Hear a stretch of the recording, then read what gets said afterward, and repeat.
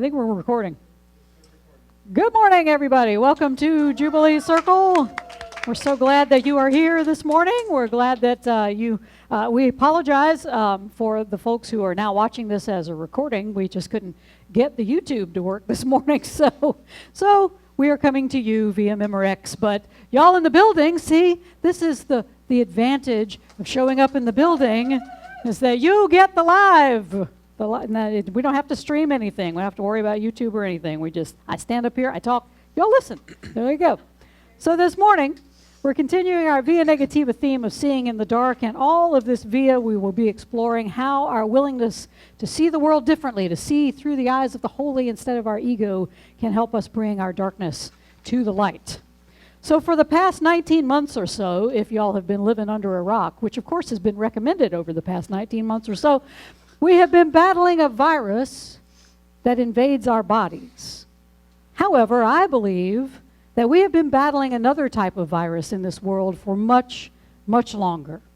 It is a virus that has infected our collective minds and has so distorted our thought processes that we believe the only way to survive is to divide up into tribes, and create systems of government or religious systems or social movements that thrive on an us versus them mentality. Eckhart Tolle calls it a collective mental virus.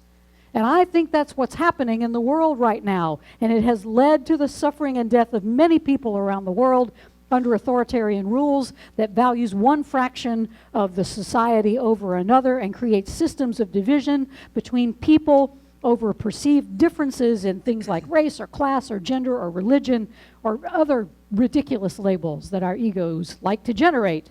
This is what happens in our egoic world when we identify with our thoughts, and then we turn those thoughts into identities and political parties and religions, and we see ourselves as better or purer or more righteous than the thoughts and identities of others. The good news, according to Eckhart Tolle, though, is that these viruses usually run their course, and we eventually return to what he calls the normal insanity that is our normal state of consciousness, or that egoic state of consciousness. And when will the extreme mental virus that we're in the middle of start to wane? I don't know. I do hope it's soon, but I believe how we get rid of it has something to do with how many people are beginning to shift their consciousness away from not just the extreme form of the mental virus, but even from that normal insanity of our regular egoic state. So how do we do that?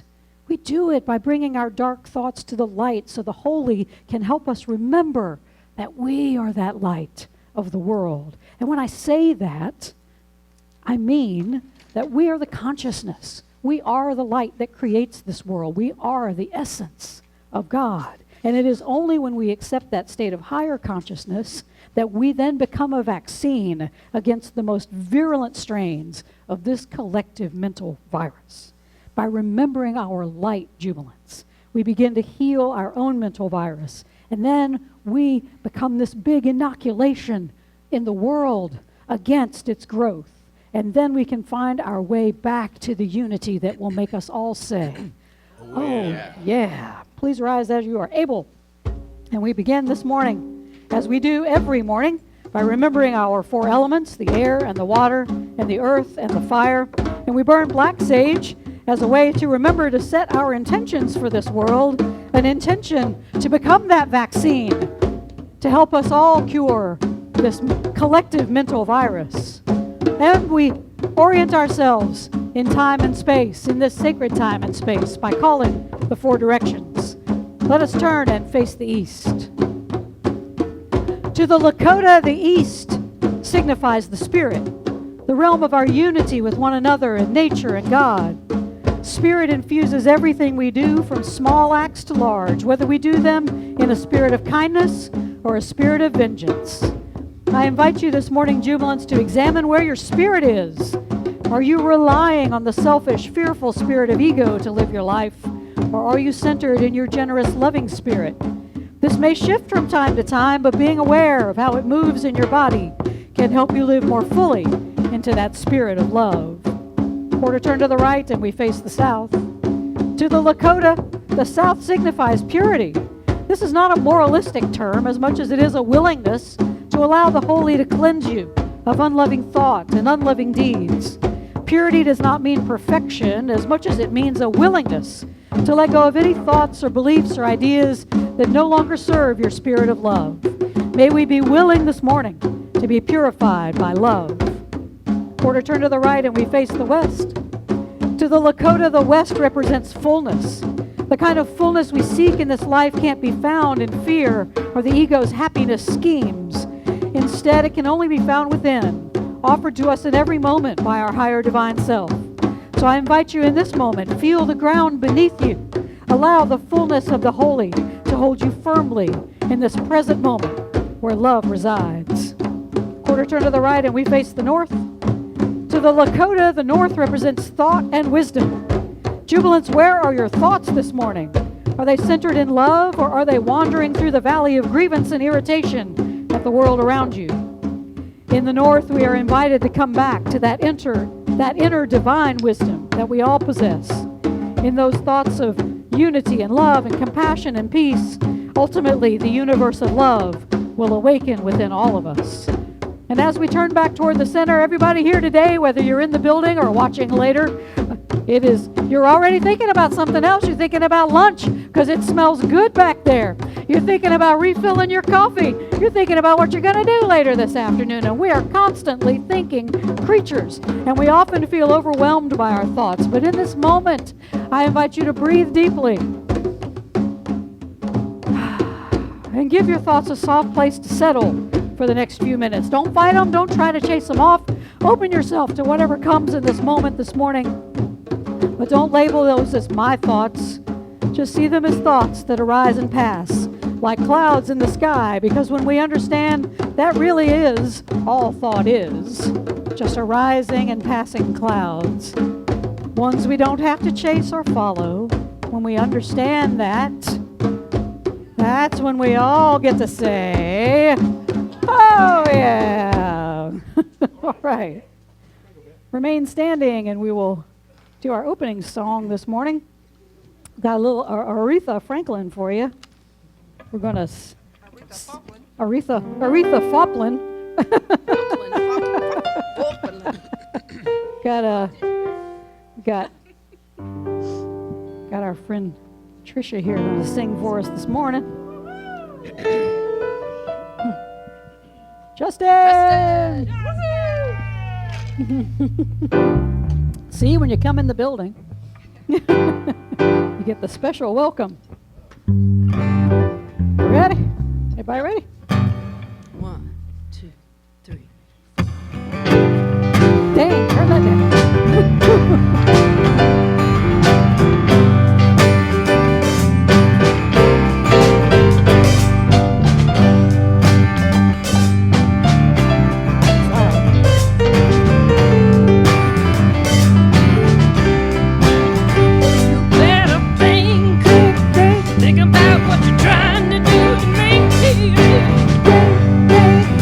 Let your mind go, let yourself be free.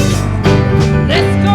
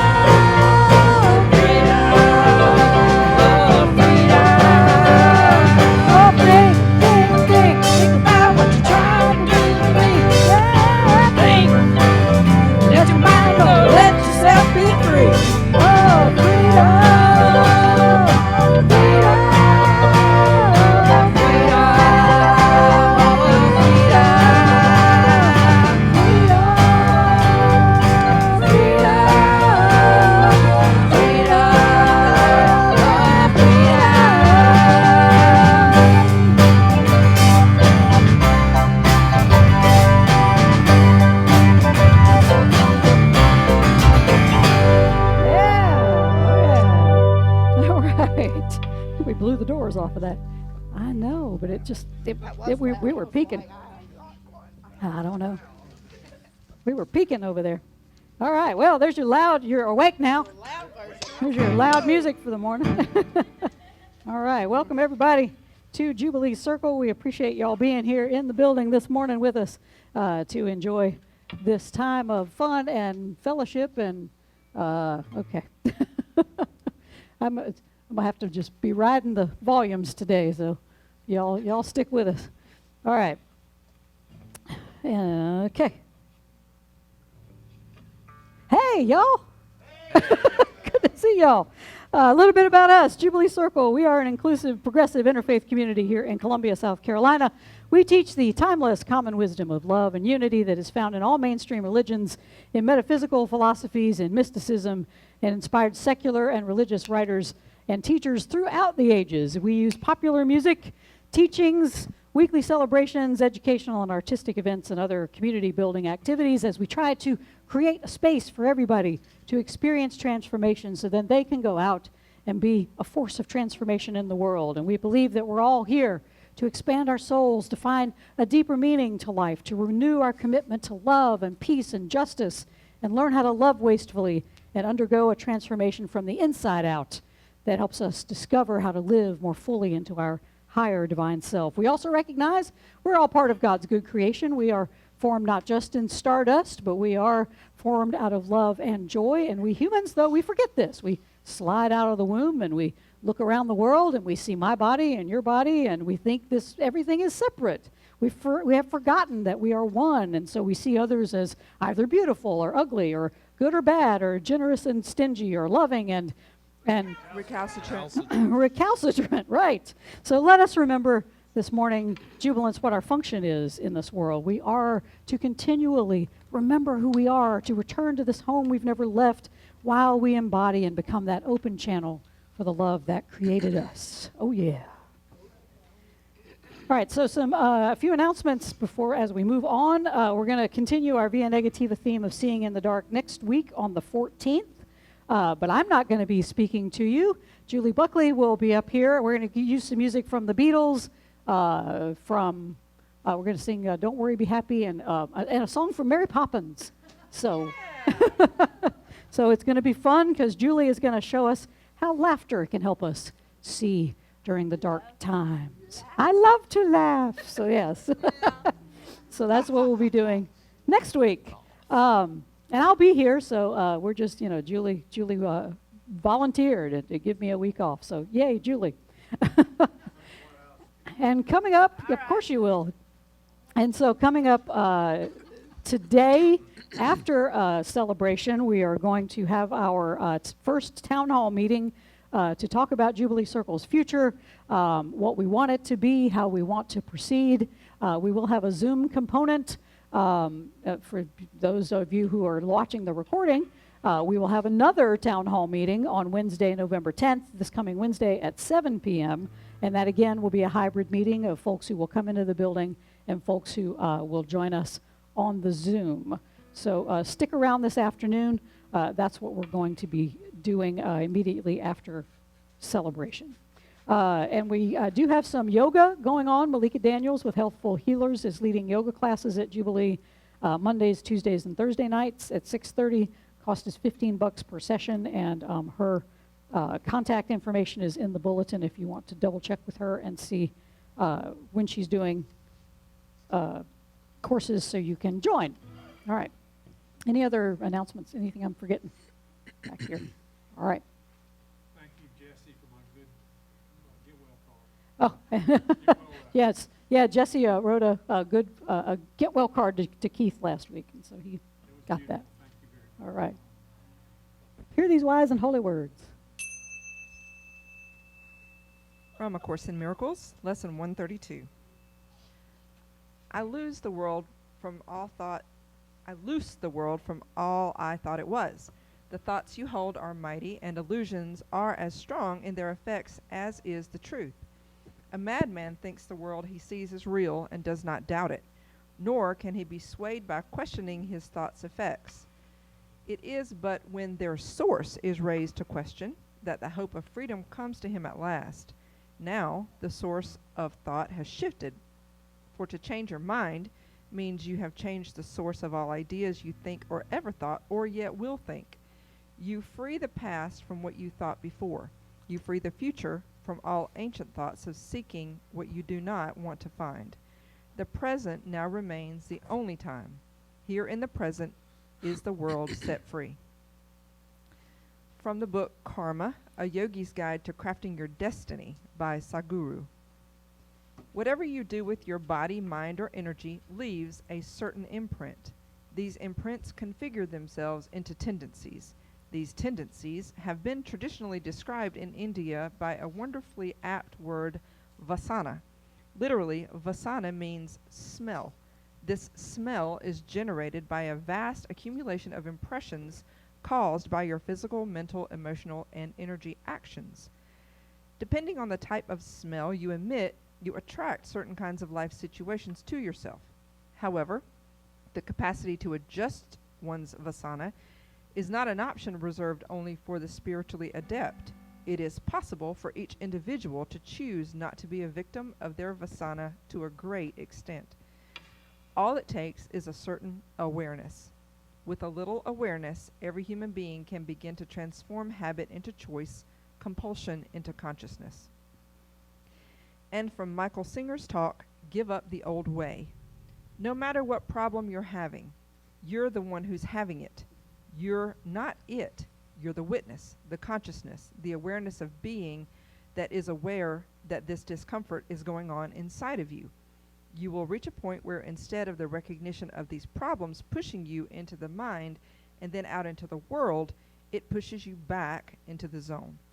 Why would you want to involve yourself in something that there is no solution to the way you've been doing, when in truth you can realize there is a complete solution to the problem? Liberation.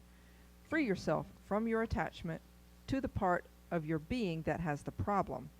That's what liberation is. You free yourself from yourself. The true yoga, the true depth, is when you're willing to say it will never be okay, and that's okay. That's when it will be okay. These are wise and holy words. Thanks be to the holy. All creation is holy word. All creation speaks volumes of the holy. Hallelujah. Let's stand and sing. And I invite you to greet one another during this song, however you do it, fist bumps, waving. Oh, who starts? Bruce? Huh?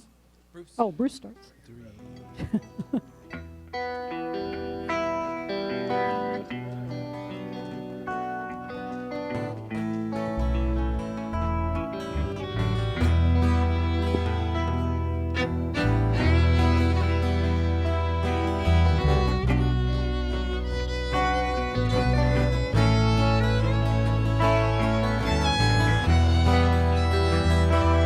Darkness, darkness, be my pillow.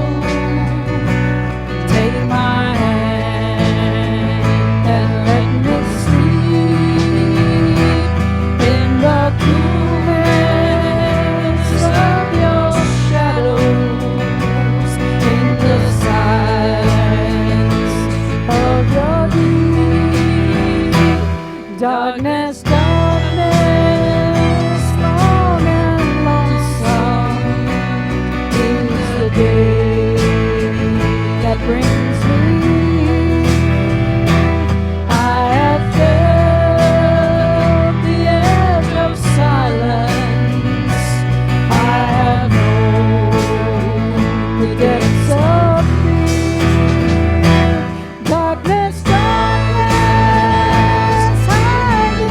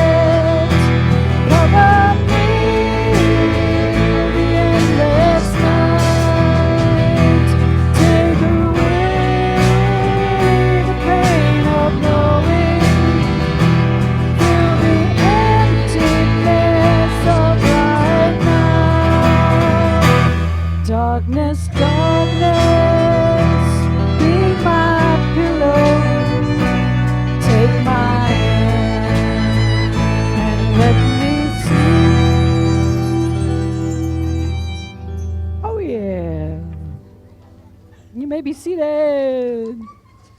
Right. It looks like y'all had a good time out there. All right, so our song today comes from the British rock band The Kinks. This song is called Too Much on My Mind, and it comes from their 1966 release, Face to Face. I was 1 year old. All right. I'm bragging. Now I'm just bragging. All right. 2, 3, 4.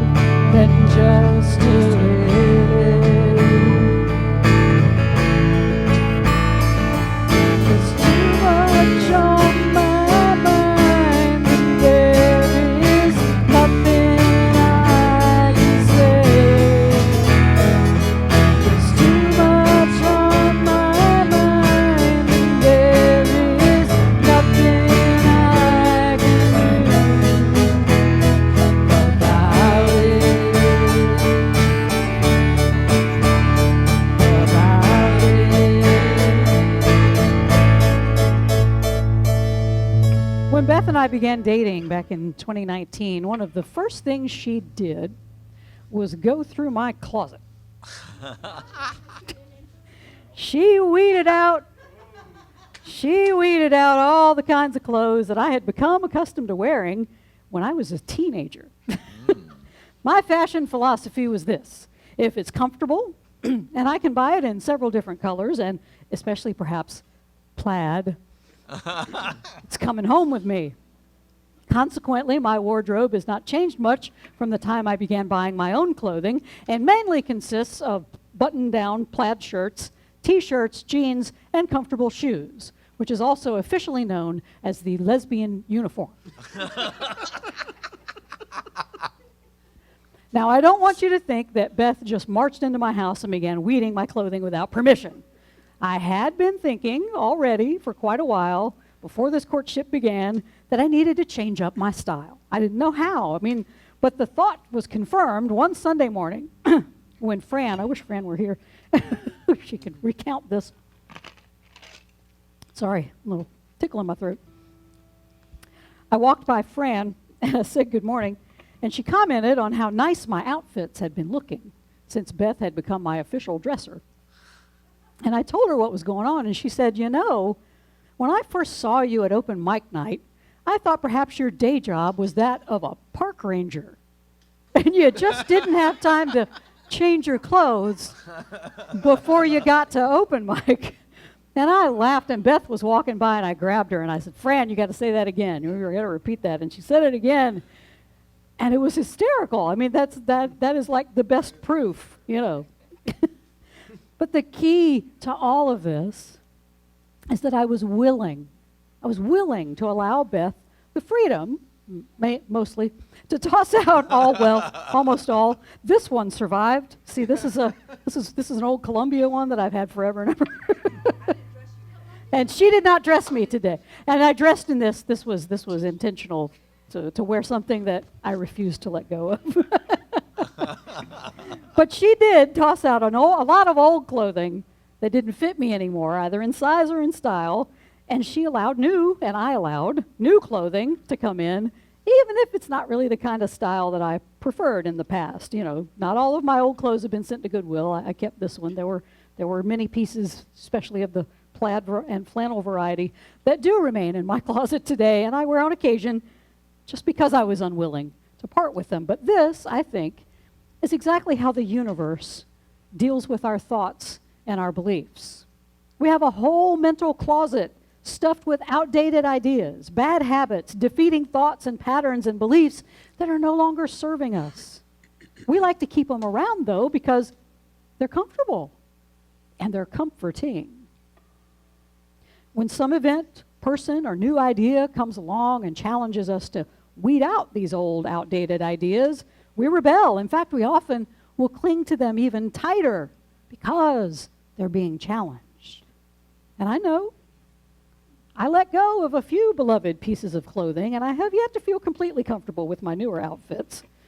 And Beth has proclaimed that sometimes we sacrifice comfort for fashion, but that is still anathema to me. But I can see the wisdom in such advice, because the miracles we say we want to experience in our lives, they don't come during the comfortable times. Miracles appear when things get challenging, when we find our closet of ideas swept open and old ways of thinking get tossed onto the donation pile. It's true that the pandemic has seen more and more of this happening to more and more people, not just to ourselves, but it seems like everybody around us. We're all rethinking how we approach our lives. Something called the Great Resignation is already underway, as more and more people just quit their jobs. A lot of them don't even have a new job lined up. They're just ready to go. They want more meaning out of their vocation. The housing market has boomed as many people started swapping their old dwellings for new ones after being forced to sit inside for months in those old familiar houses, and they needed something new. Still others are discovering that they'd prefer to have more time and do what brings them joy instead of just making more money. This is a time, jubilants, of great change in our world. And while we're all a bit more willing to get outside of our comfort zone, mainly because we've been forced to go there, it's important to remember why we want to change. Changing for the sake of just changing, as A Course in Miracles would tell us, is just exchanging one illusion for another. A Course would counsel us instead to bring our darkness to the light, to put our discomfort to good use by loosing this world from all that we thought that it was. Swapping illusion for illusion simply means that the source of our thoughts remains the same. We may have different thoughts, but they still come from the same place. We're relying on the ego to guide us in new thoughts and directions. And when we do that, we go in a big circle. We end up in the same places of dissatisfaction that let us want to change in the first place. What we truly seek when we become willing to change, though, is not the same old thing in new, nicer clothes. What we want, as Michael Singer says, is liberation. And you can only get there when you change the source of all ideas you think or ever thought or yet will think, A Course tells us. We all, jubilants, have too much on our minds these days. And that's exactly how the ego likes it.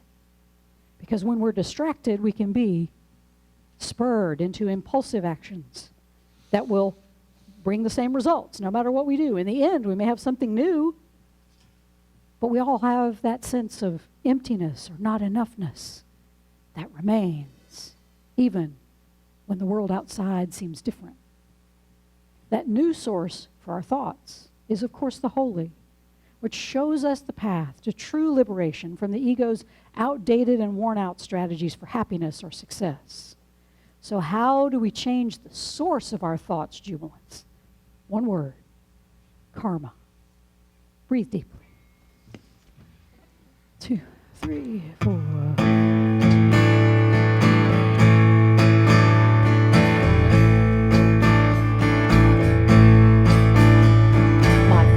Just weigh me down and drag me to the ground and shake my head till there's no more life left in me.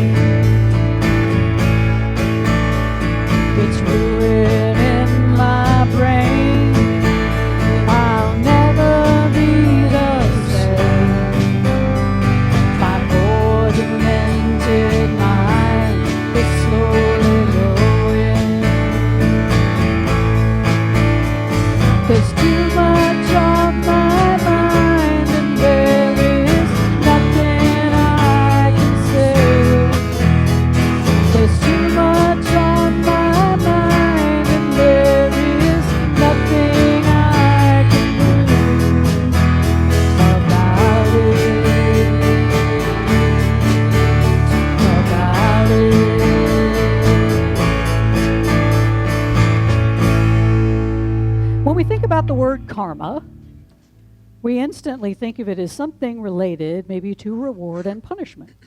We refer to karma as a bitch who's out there to exact payback on those we perceive to be creating this world of suffering.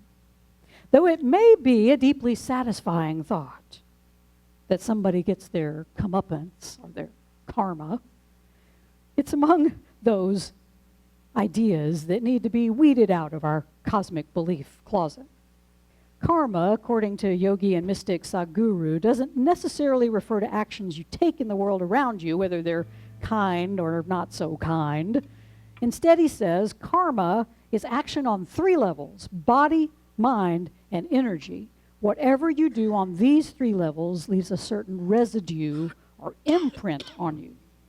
Karma, then, is how we stock our closet of ideas and beliefs and thoughts. At all 3 levels, we collect these ideas, beliefs, and thoughts that seem to work for us, that make our lives comfortable in some way. And then we use these ideas and beliefs and thoughts to build our identities, to form communities and friendships and tribes and perceptions about who is an enemy or who can be trusted. These ideas, beliefs, and thoughts, they become our behavioral tendencies, according to Sadhguru, and they shape how we see and experience the world around us. We collect this kind of karma unconsciously. Most of our ideas and our beliefs and thoughts, they're given to us by our parents, by an educational system, by our social location or economic status or our gender or other bodily identification. At the level of body, mind, and energy, much of what we experience is filtered through that unconscious lens, that ego. Sadhguru compares it to old software that you have unconsciously written for yourself, and the ego just updates it every day. It gives you the evidence you need to never question those beliefs or to change your mind.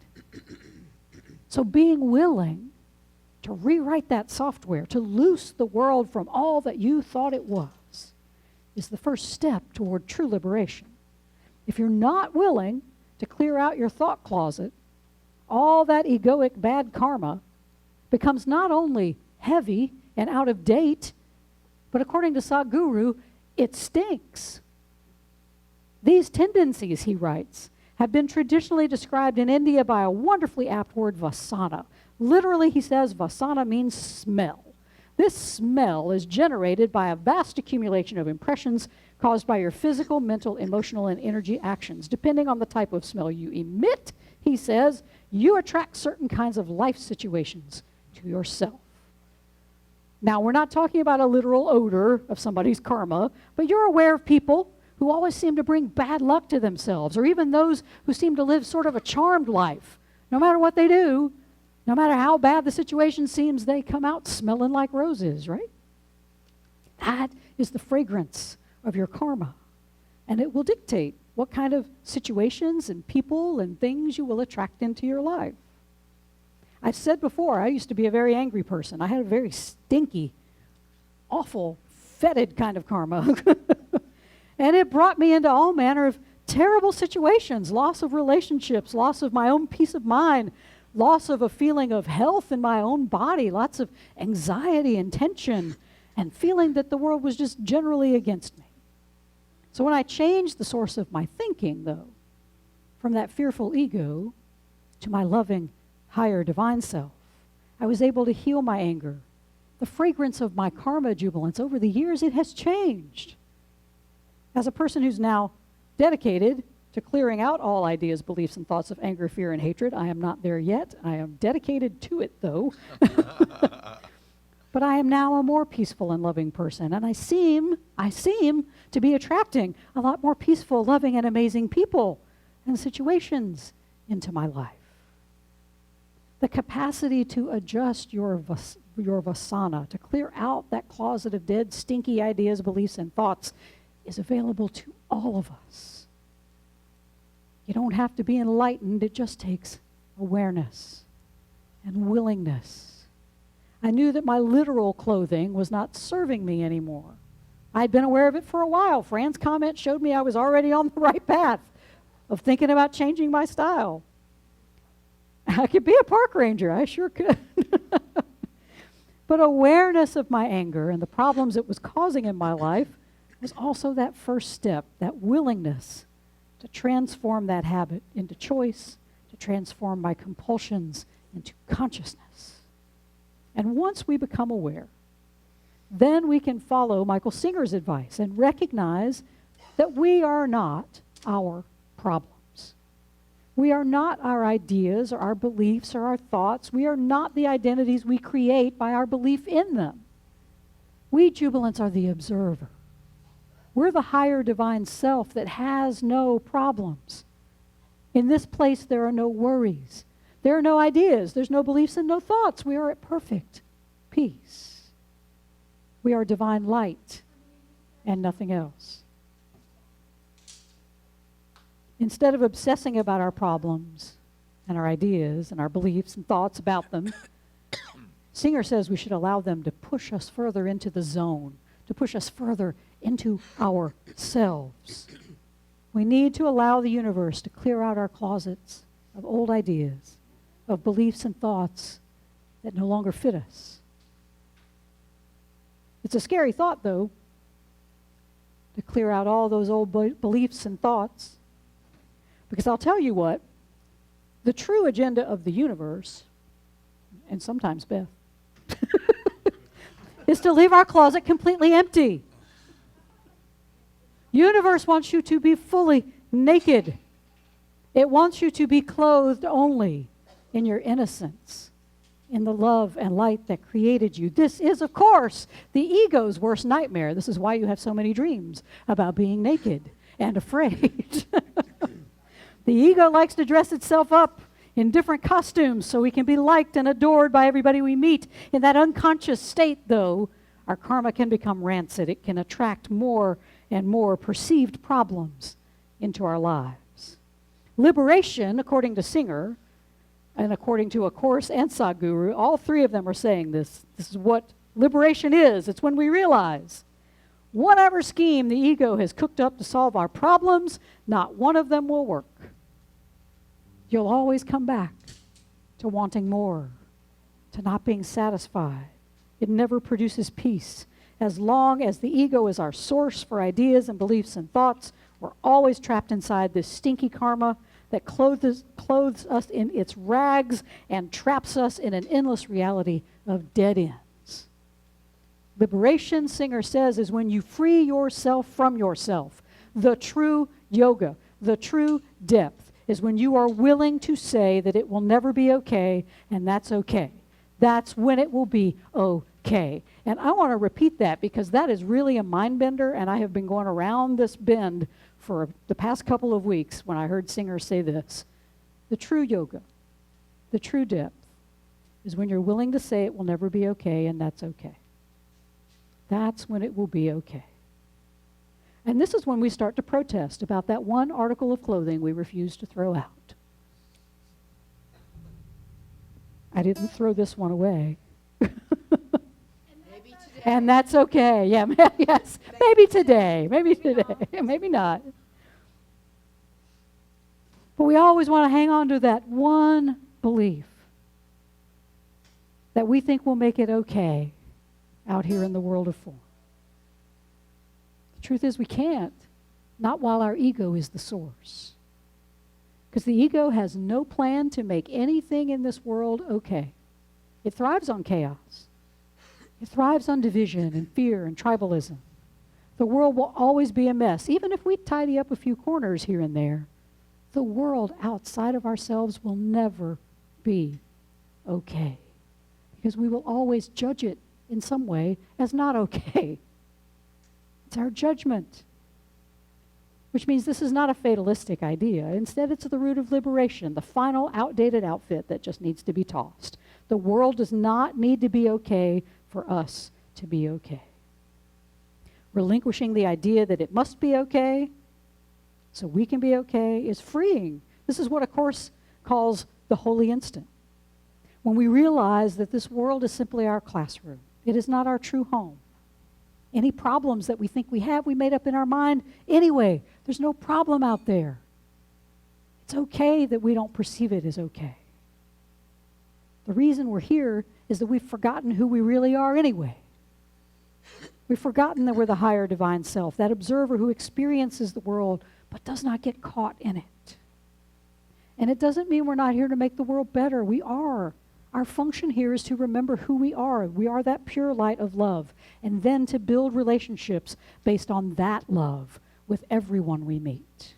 This way, we liberate not just ourselves from our own stinky karma, but we help others change the fragrance of their karma as well. We shift the source of our ideas and our beliefs and our thoughts to our higher divine self instead of our ego. The world we see changes. We see a world that doesn't have to be okay, in our opinion, to be blessed. We see a world that doesn't have to be perfect, in our opinion, before we love it. We see a world where healing for ourselves and everyone is possible if only we'll tap into the source of love and live fully from that place. That jubilance is liberation. This is what it means to bring our darkness of our thoughts to the light of the holy. So this morning, jubilants, the universe is already in your closet. It's going through all those old ideas and beliefs and thoughts that you have unconsciously added over the years, and it's trying to toss them out. Don't keep putting them back on and protesting when the universe urges you to put them in the donate pile. Instead, loose the world from all you thought it was and allow the universe to replace your karma's stench of fear with the sweet fragrance of love. You'll find that not just your past, but your future will be transformed. And as the Course says, here in the present is the world set free. And that's the true, naked liberation that will make us all say, oh yeah. 2, 3, 4.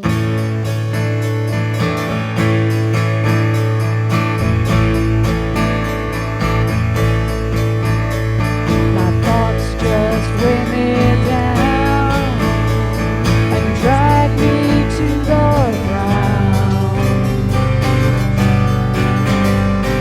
Shake my head till there's no more life left in me.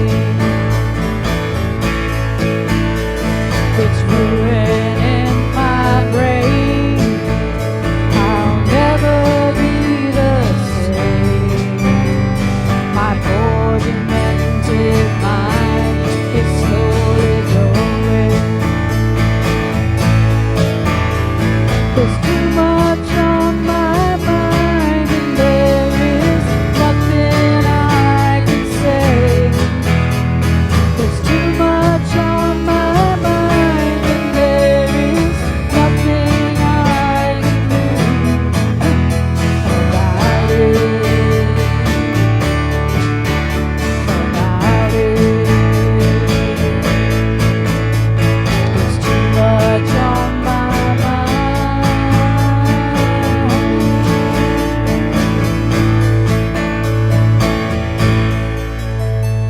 Oh yeah. Right.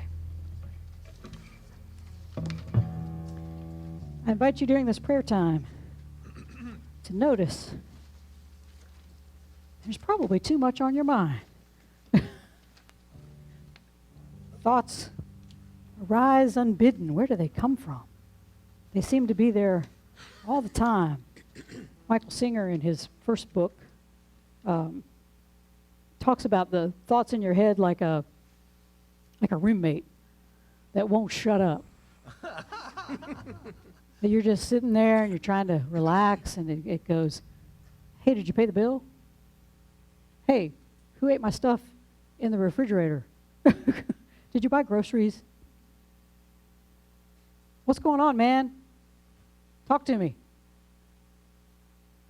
We all have the roommate who's always bothering us. Problem with our thoughts is that we identify with them. They're my thoughts. They're not your thoughts. These are my thoughts. And they're very important thoughts because they're my thoughts. So as you enjoy some time of meditation, I invite you to stop using the word my when thoughts arise. Instead, just say, there's a thought. I'm thinking about lunch because it's right behind me. It's so close. A thought of hunger arises. A thought of anxiety arises. A thought of peace arises. Even your thoughts of peace and love, they're not your thoughts. They're just thoughts. So I invite you to picture a clear blue sky and watch the clouds go by. Those are just the thoughts. You don't have to follow them. And if you find you do, there's one that's really pretty. Oh, it looks like a dog. I'll follow that cloud. Come on back. And just watch the next one go by. There's too much on our minds. And we think that's important. We think the more we're thinking, the better we are. We'll be busy. We'll be saving the world. We'll have that one thought that saves the world. No, you won't. No, you won't. Not the ego's thought, anyway. Maybe there's a divine thought trying to get through. But that's not your thought either. So detach from your thoughts. Don't let them be yours. And that way you won't be putting more stinky clothes in your karma closet.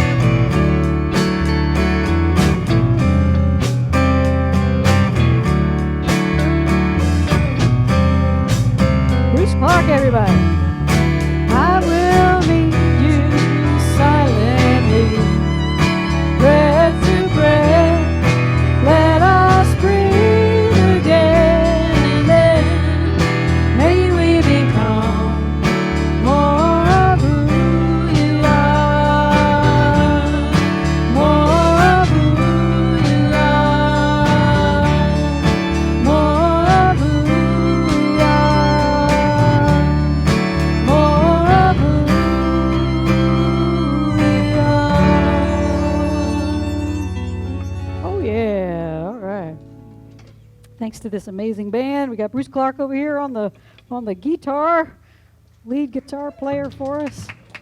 Got Trisha Fopp over here on the 12-string and vocals.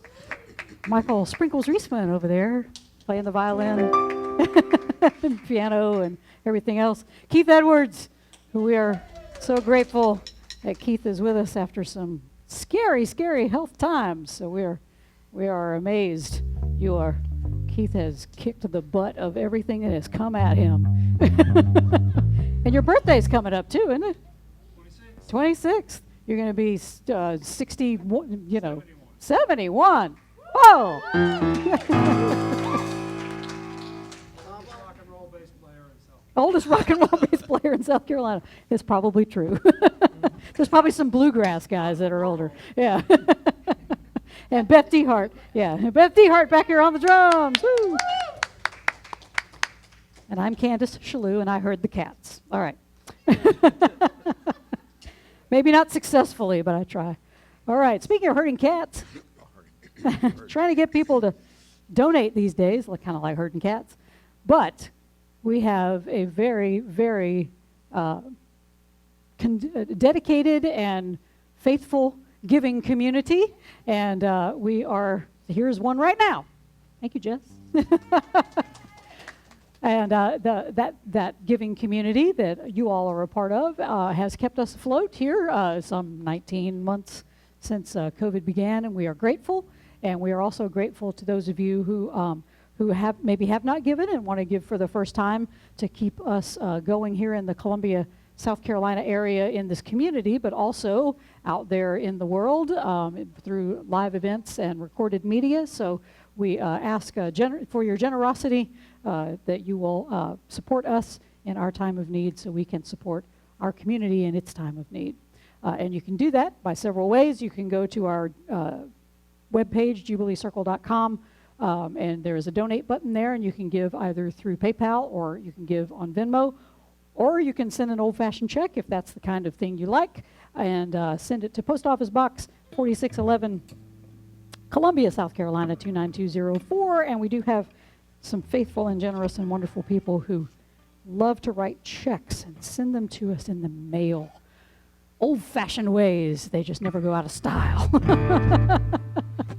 All right, so coming up, we've got a little bit of time. We're gonna adjourn to our potluck here in the building, and then please join us on the Zoom for our town hall that will start about 12:30. We're gonna eat a little bit of food here and get everything arranged, and we will see you in just a few minutes as we plan the future of Jubilee Circle. And we are so glad that so many of you have been the part of Jubilee Circle's past, and you are a part of Jubilee Circle's present, and you want to see Jubilee Circle continue in the future. So we are thankful for all of you.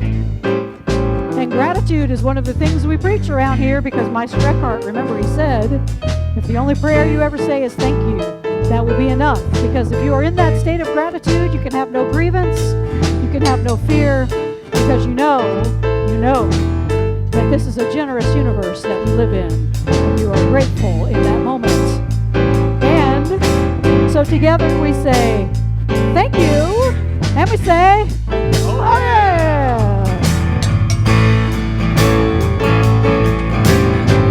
We all walk together, hand in hand, side by side. We all walk together, arms and arms open wide. We make love whenever walking, and love will abide. Path is always open, no traffic.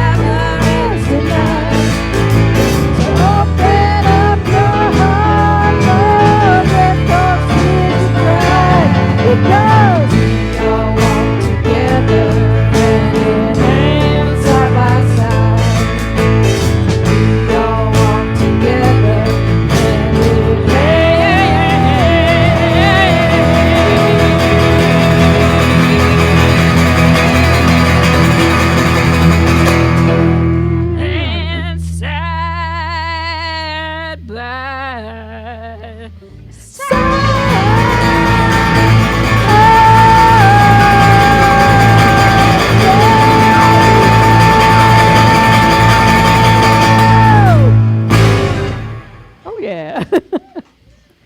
All right.